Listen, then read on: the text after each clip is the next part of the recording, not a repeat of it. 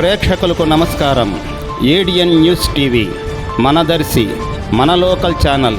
ADN news TV ప్రేక్షకులకు నమస్కారం. వార్తలు చదువుతుంది మీ ప్రసన్నారాం.